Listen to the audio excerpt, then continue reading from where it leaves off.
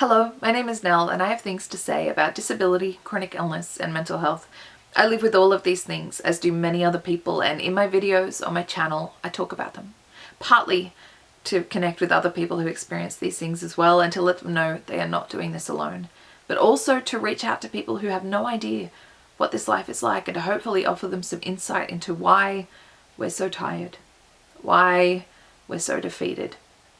If that sounds like something that interests you, I would love it if you would subscribe to this channel. Come back every Wednesday when I upload new videos. Let me know what you think of my videos in the comments section, or even let me know what you want me to talk about in the future. And if you know of somebody who would benefit from one of my videos, please feel free to share them. I've spoken before about the difficulty of finding workers, interviewing workers, training workers, hiring workers in general. But I haven't really had to deal with letting a worker go, firing a worker. And I have recently had to deal with that. I had a worker who was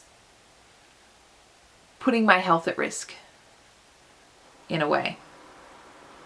And I had to come to the conclusion that I had to let her go.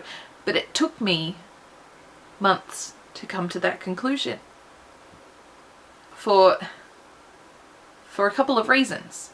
And looking at it now, I'm actually frustrated at myself for thinking that these were justifiable reasons. And I'm here to tell you why they are not justifiable reasons.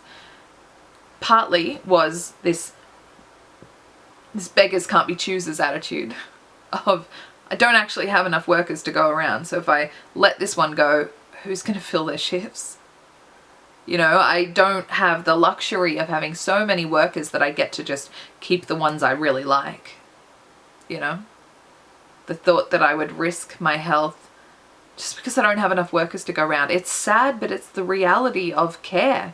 The reality of the care system is that workers are so few and far between, and organizations are so spread so thinly that I was holding on to a worker that was putting my health at risk because that organization could not offer me any new workers. That was the reality of it.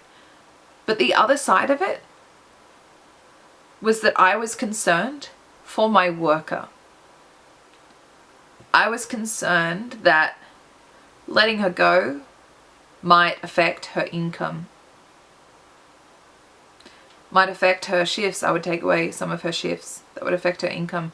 I was afraid that bringing these concerns up with her work would get her in trouble.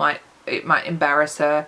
You know, would she think that I was telling on her? Would she get mad at me? Would she get upset at me? I was concerned for her well-being. I was worried that she would be upset. My health was at risk, and yet I was concerned for her.